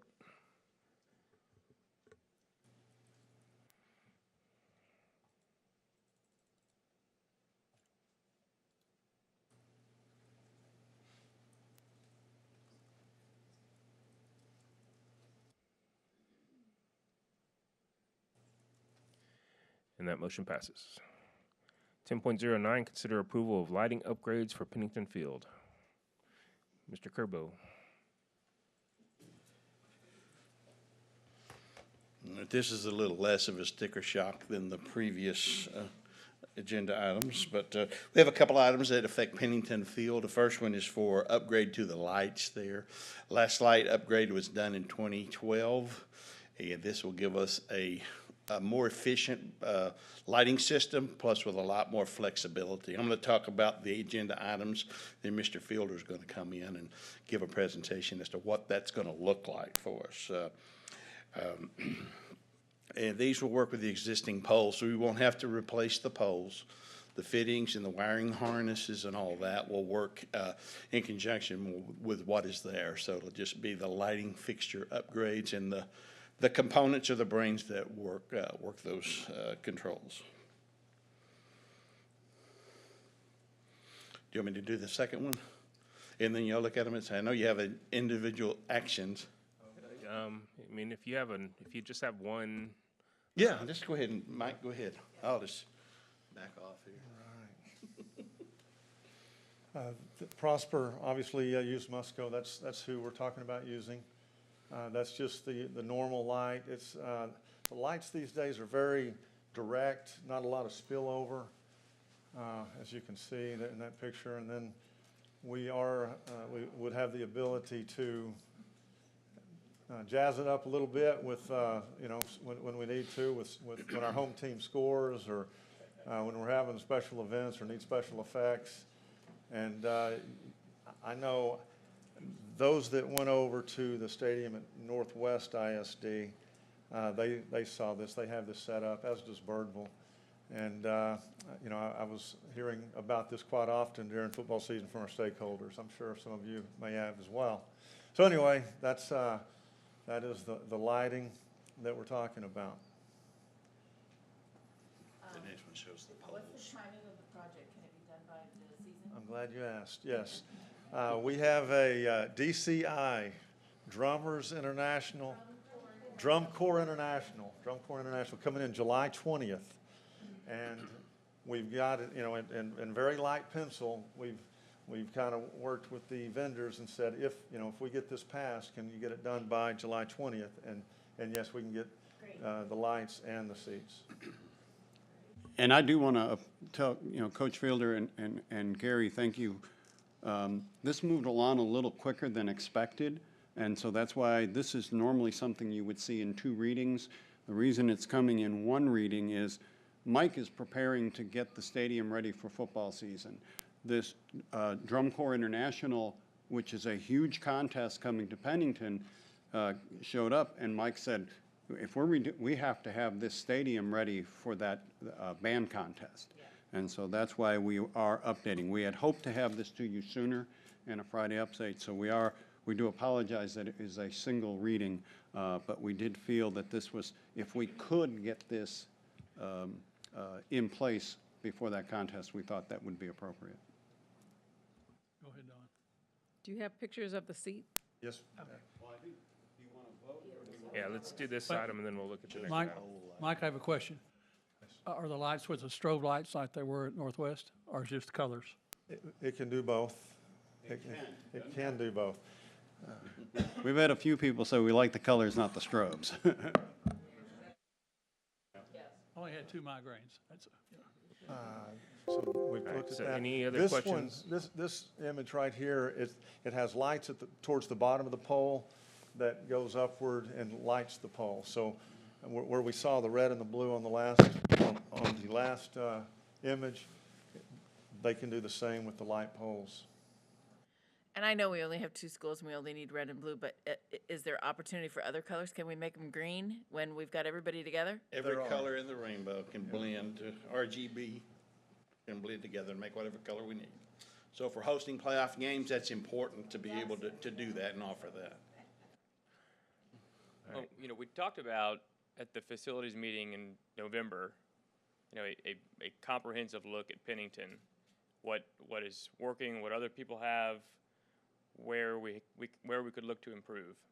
And I know this doesn't end that conversation, right? This is a part of that conversation, but as a part of the larger conversation, the lighting and the seats can be done regardless of what we do going forward, right? Absolutely.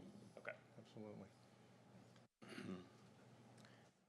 And this is a cooperative purchase, so we have the ability to move fast on this. That's what allowed us to put this together and get it to you for this meeting. All right, we're on 10.09. I'll accept a motion. I move the board approve the purchase of Pennington Field lighting upgrades from Musco Sports Lighting LLC as presented. Second. I have a motion and a second for the board to approve the purchase of the Pennington Field lighting upgrades from Musco Sports Lighting LLC as presented. Please vote.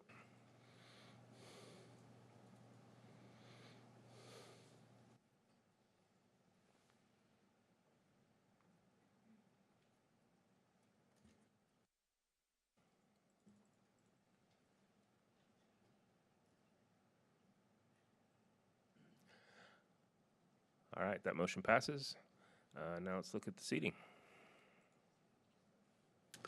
The home seat, reserve seats are aging. 2007 was the last time they were installed. Not all of them are broken, but a lot of them are faded. A number of them have broken, and you'll see some images there. And Mr. Fielder will comment more on that. But this gives us an opportunity to upgrade those. Again, we'll do it through a purchasing cooperative, and that will allow us to get those in place and installed in time for the July 20th event. Mike. Thank you. And what's coming around is the color that we selected. And on the images up on the overhead, you can see that that sample that's moving around is on the right picture, and you can tell the difference between what's in your hand and what the seats look like. The lower left, the chair back on the lower left is new, and then all the seats around it are not new. And the reason that one is new is because we have had a very small inventory, like we will if we're able to replace these, of chair backs and chair seats should they break, and that was one that happened to have broke.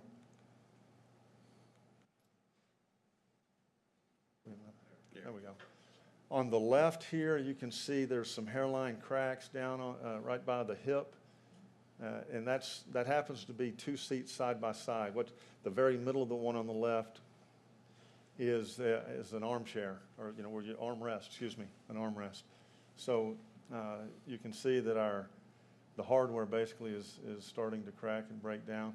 The picture on the right, it has a relatively new seat bottom, and then the seat back is very faded. We've had these in about close to 18 years after the 2007 seasons when they went in. The picture on the left shows that we do have some areas where the seat does not pop back up. That's an example. The one next to it, it's almost all the way up, but they should be in line. They should look like the image on the right, and they should all pop up very uniformly. The picture on the right is the seat that we would be purchasing, and I guess that is it. All right, well, questions on the seat upgrades? So Mike, these are referred to in terms of reserved seating, so 1,744 seats. Yes, sir. Are there? I'm not talking about the benches at Pennington. Are there any seats that are not considered reserved seats at Pennington that we're not replacing? No. So it's a full replacement of every seat?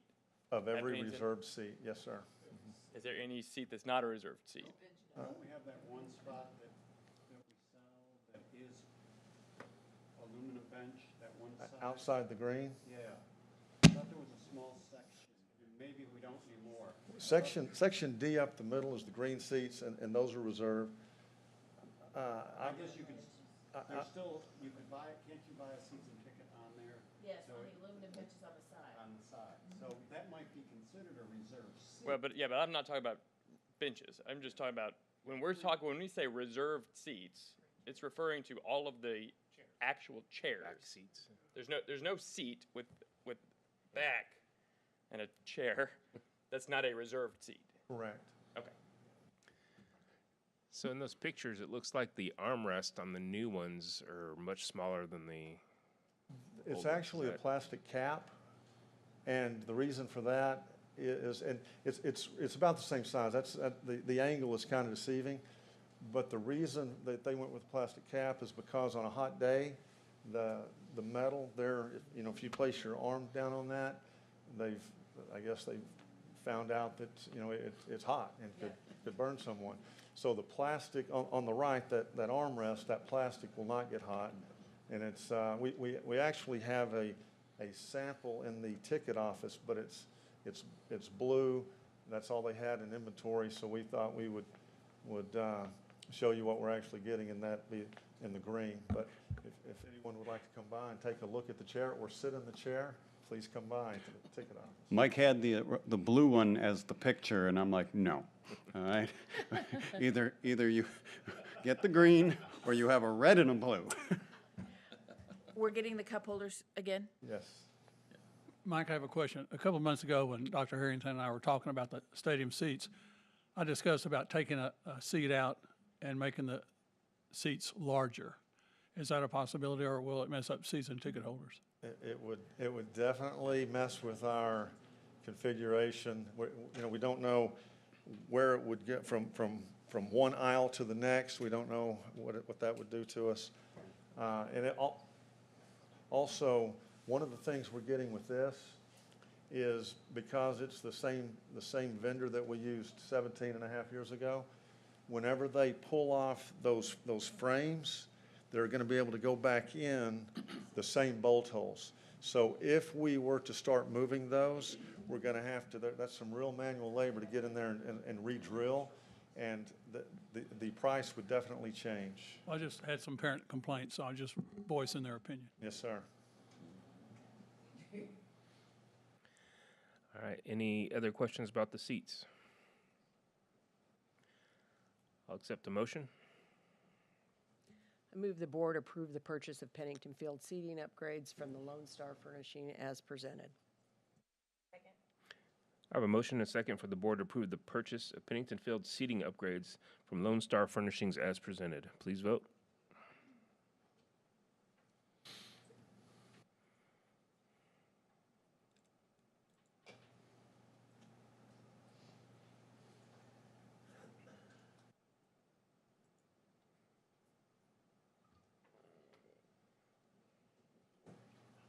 And that motion passes. Thank you all. Thank you, Coach. 10.11, consider approval of upgrades to Pat May Center training rooms. Mr. This Furbo? is a project that was identified in the bond program to do upgrade these 2 training rooms. 3 display units, I think, will change, but it'll be a complete projection system and sound system that goes along with it. So this will be a procurement through a cooperative that is available to us, and you see the amount there. Scott, could you quickly describe what you're installing? We're installing 130-inch direct view LEDs, so basically ginormous flat panel TVs. The biggest advantage of these, we'll be able to see them with lights on during the daylight. If you go over there now, the room is so bright with natural light, which is wonderful, but you can't see the screen. So direct view LED, you can see it from any angle. They're very nice, and they last 10 to 12 years, as opposed to 5 for a projector. All right, any questions on these upgrades? I'll accept the motion. I move the board approve the upgrades to Pat May Center training rooms D2 and D3 for the purchase of installation of Samsung Direct View LED walls as presented. Second. I have a motion and a second for the board to approve the upgrades to Pat May Center training rooms D2 and D3 for the purchase and installation of Samsung Direct View LED walls as presented. Please vote.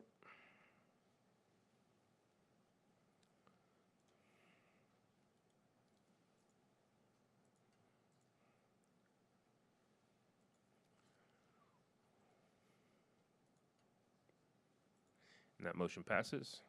10.12, consider approval of RFP 25-03 for structured cabling services. As part of our technology upgrades, so one of the projects is to install safety and security cameras. In order to do that, we have to have Category 6 drops to be able to incorporate the latest technology. We've got 532 or 516 units or drops that have to be replaced. We have another 316 new drops that'll be required. So put that together an RFP based on our standard for security drop, cable drops, and all the associated work related to that. And we're recommending this project be awarded to Data or Superior Fiber and Data. All right. Any questions on the cabling services? I'll accept the motion. I move the board approve RFP 2503 for structured cabling services from Superior Fiber and Data Services LLC as presented. I have a motion and a second for the board to approve RFP 25-03 for structured cabling services from Superior Fiber and Data Services LLC as presented. Please vote.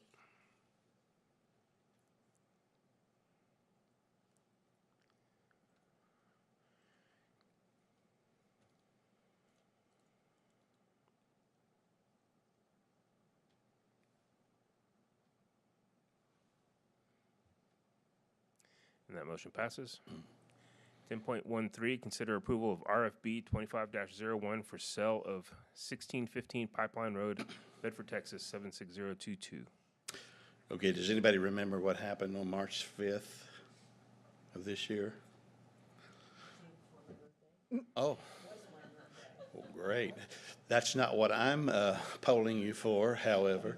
That was the day of the reunification process for relocating students, reunifying with parents. That was actually the bid date due for this bid right here. So we did get an offer. We extended it for a 24-hour period, so it moved to March the 6th anyway. So we have an offer, a viable offer that will satisfy all of the back taxes, and you've got all the information there and an explanation in the Friday update. So the net result will be about just over $7,000 that HEB will realize out of the $20,000 bid for this property.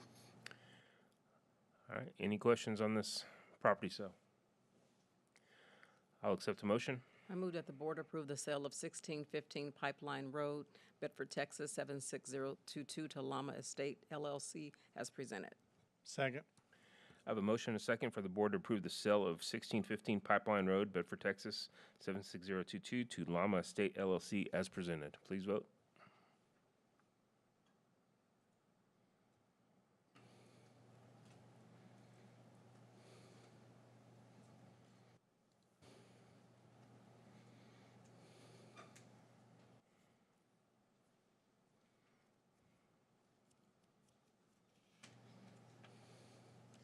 And that motion passes.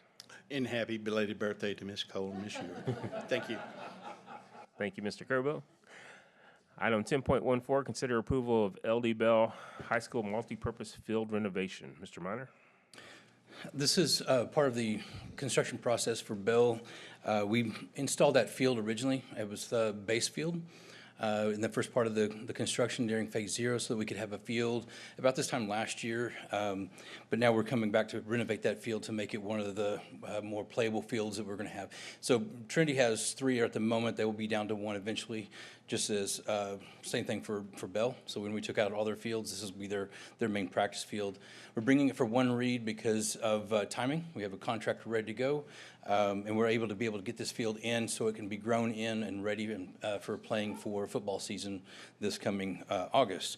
Also, this is being purchased through our co-op buy board, and that's also why we're able to bring this to you in a timely fashion. I have a question about that Yes. property over there. I was out there today looking at that. Is I know where the field is, but back behind that what is going in that section of land there? Well, we already have our discus and shot put are in there as Yeah. well. And beyond that will be the bridge that will cross over from the main campus across the creek. So a little over halfway down that creekway will be a bridge that comes across there to bring us over.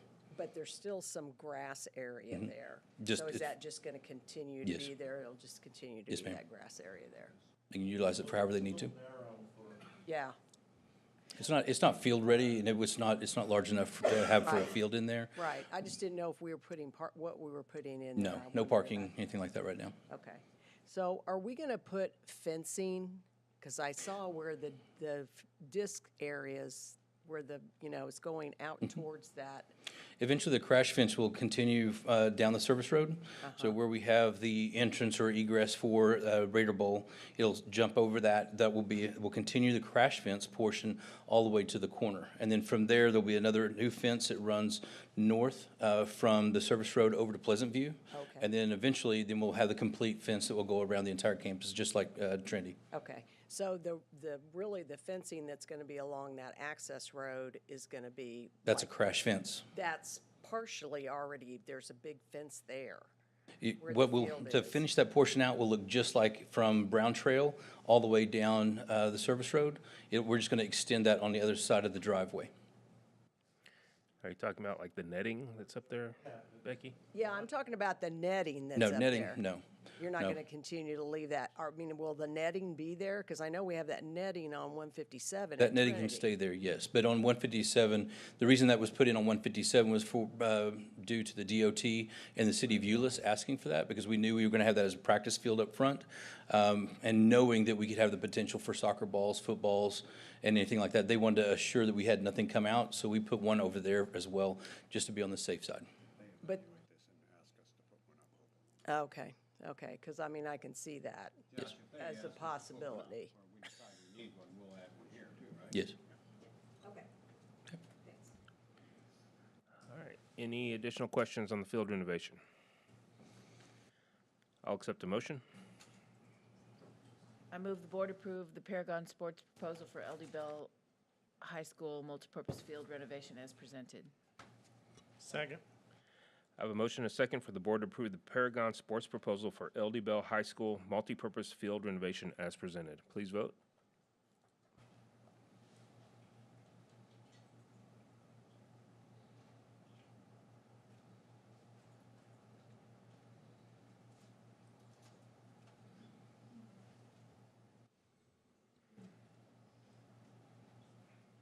And that motion passes. Thank you. Thank you. We're ready for open forum number 2.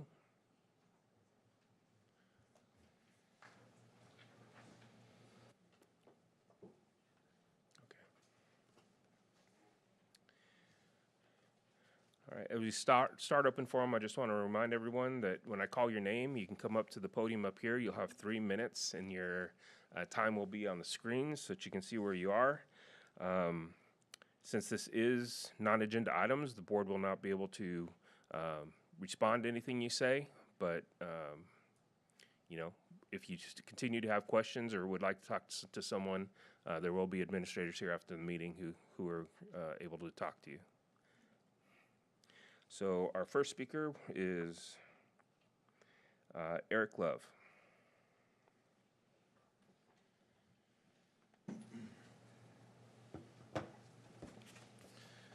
Well, good evening. I know last week was a pretty tough week.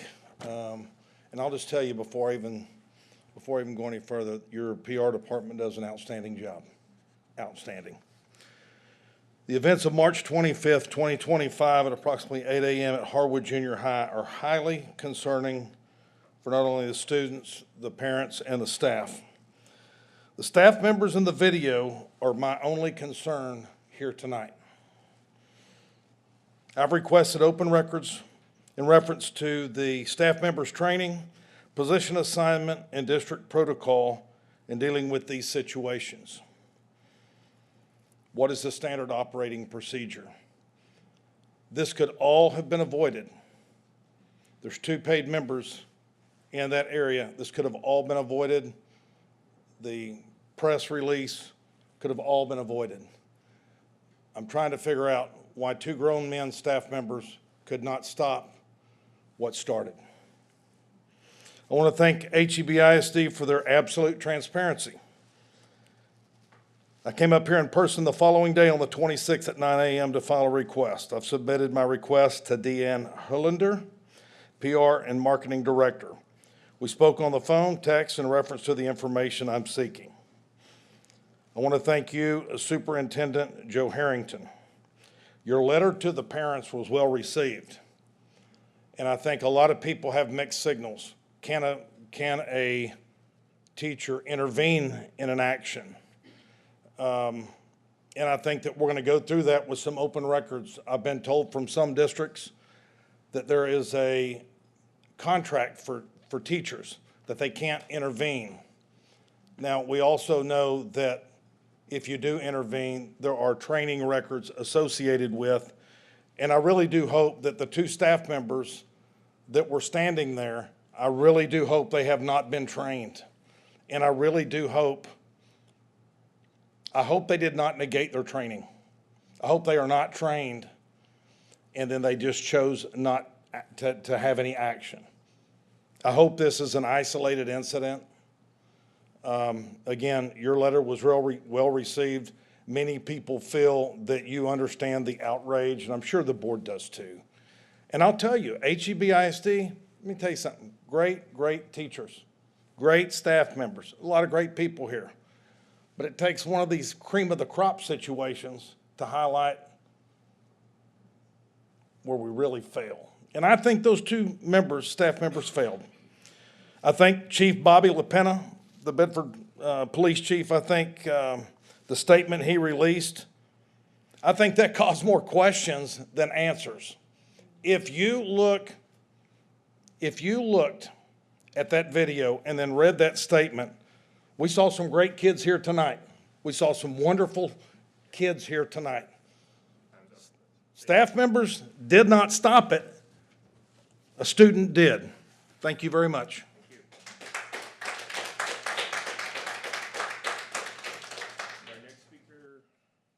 Our next speaker is Charla Moxham.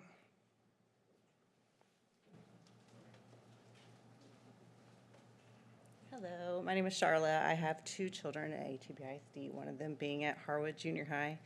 And obviously there's lots of emotions about everything that went on, and I did appreciate that email because I felt like it was self-reflective and that you're willing to take a look at how things do need to change. And I just hope with the task force, all I'm asking is that the parents continue to be updated on what is suggested and that we are notified on what we do choose to change, and then a timeline of when that plans to be implemented.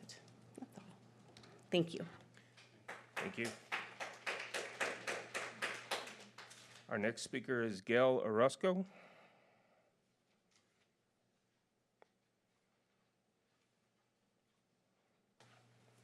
Thank you for your time. I am a parent of 2 children who are currently attending a Harwood Junior High. I am concerned for the safety of my children. The culture of the junior high has changed dramatically over the last couple of years. The environment, honestly, has become more hostile. I have witnessed this. My children have informed me of fights, bullying, and intimidation they have witnessed other students endure, and unfortunately this year they have also experienced this as well. Within the same month, in 2 separate incidents, both my children have been in fights having to defend themselves against aggressive students. My question and my concern is, who is protecting our children? Who is intervening on their behalf? What happened with this incident was horrific. It was horrific. And we were told to trust in staff and admin and report it, and that an action plan will take place. But again, who is intervening? Something has to be done, and I appreciate you, as the superintendent, that you are building a task force. But I ask that this really be at the top of your priority, because unfortunately, the whole world is looking at this and how HEB handles this. And HEB has always been one of the best school districts, and we have had such trust and confidence. And right now, as a parent, I believe I speak on a lot of parents' behalf who are not here, as I've seen comments and just things online. I've seen parents very concerned. Maybe they just don't have the courage to speak out. So I do speak out on their behalf. We are very concerned. And although I don't want to admit, some of us are fearful. School and the classroom should be a safe place. And unfortunately, as we have witnessed, it is not. And we are just hoping that whatever you implement, whatever action plans, whatever needs to be changed, it is done. It is at the top of your priority list. That way our peace and our safety is restored. And again, the whole world is watching, because this has gone viral worldwide. And everyone is looking at how we handle this. So I thank you again for your time, and I'm trusting that you will do the best that you can do.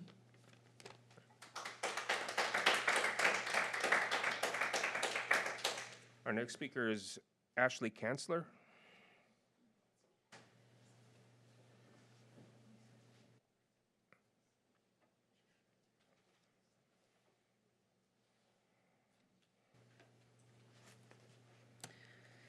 Good evening, members of the board, district leaders, and fellow community members. My name is Ashley Kanzler. I'm here today, not only as a concerned parent of a student in HEB ISD, but also as an alumni of this district. I come before you because a recent incident in this district was witnessed, one that could have resulted in the loss of a young life. It has left me and our community deeply troubled. This incident, along with one my family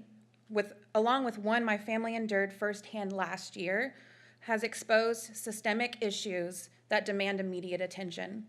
My first question is, what proactive measures are currently in place to prevent bullying across the district? Are we using any social-emotional learning programs, awareness campaigns, or mentorship initiatives to foster a safe and more inclusive environment? And if so, how are we ensuring these programs are being implemented effectively? Secondly, I ask, does HEB have plans to provide social-emotional counselors on every campus, particularly at the junior high and high school levels? While academic counselors serve a valuable role, students facing emotional and social challenges need specialized support. With the growing prevalence of mental health struggles, we must prioritize access to these resources. From what I've witnessed firsthand, bullying is often ignored or not addressed promptly by our district and our school officials. Far too often, it isn't until a child feels the need to defend themselves that action is taken. In the current political climate, parents deserve transparency and assurance. What concrete measures can the district commit to in order to ensure the safety and well-being of all students? Are there plans to host anti-bullying campaigns and provide opportunities for family engagement, such as parent nights focused on bullying prevention? Strengthening in partnership between schools and families is essential in tackling this issue. Furthermore, we must acknowledge a glaring culture problem. When a violent incident is recorded and no staff members are present to intervene, it raises significant concerns. In this most recent case, students stood by, recording and laughing while a peer was left vulnerable. This behavior reflects a deeper issue within our school climate. At what point will the district hold its staff accountable? Our children are held to high standards, and we as parents expect the same level of accountability from the adults entrusted with their safety.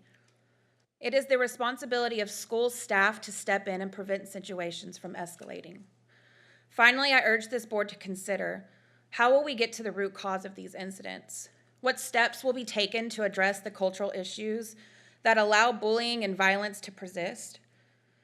We cannot ignore these problems any longer. It is time to foster a district-wide culture of respect, empathy, and accountability. Our children deserve better. We need to work together to ensure no family has to endure what mine has or the one that we witnessed on camera. Thank you.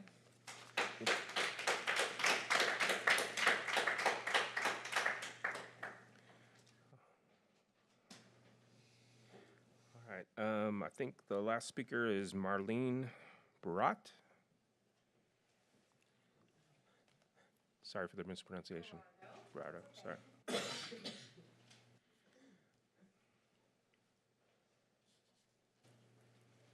Hi, my name is Marlene Verardo, and I'm here as a concerned parent, an educator, a PTA member, representing the community. I appreciate the time and effort being put into addressing the recent incident at Harwood and the broader concerns about student safety. This is an issue that impacts everyone, students who are being targeted, those who feel retaliation is their only option, and the staff who are tasked with responding in the moment. Right now, many staff members seem to feel totally unprepared and unsupported when it comes to stepping in during conflicts. This hesitation leaves all students at greater risk, whether they're victims, aggressors, or bystanders caught in the mess. Our staff deserve clear and direct training and guidance in order to feel safe and confident in their own decisions when intervening to protect their students.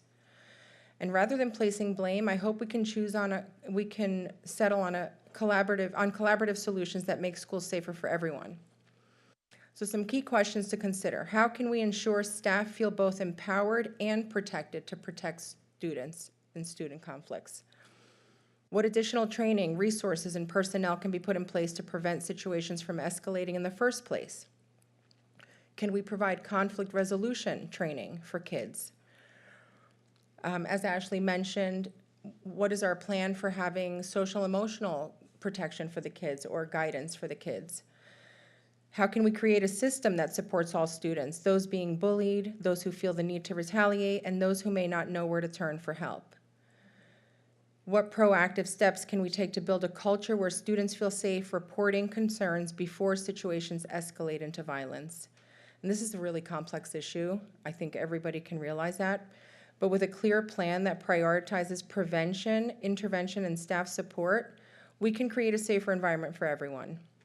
Many people are saying that it's the role of parents and families to ensure their kids are being guided socially, emotionally. And sure, in an ideal world, that's true. But we know that many of our kids are living with really difficult life circumstances and come to school with a lot more baggage than they deserve. And it is the role, the school family that plays a massive role in their development and growth. And we owe them the very best we can give. I appreciate your time and leadership in addressing this matter and look forward to working collaboratively on this issue.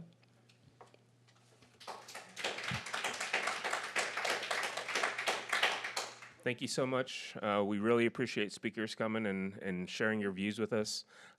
You sat through 2.5 hours in order to have your 3 minutes, so we really do appreciate your input, and we look forward to working collaboratively with the superintendent and the administration and next steps and getting those out to the community and continuing to be transparent and get as much information out as we can. So thank you for being here. We are ready for other business. Does any board member have any requests to be placed on future board agendas? Any need for a second closed session? No, sir. Then I will accept a motion to adjourn. So moved. We are adjourned.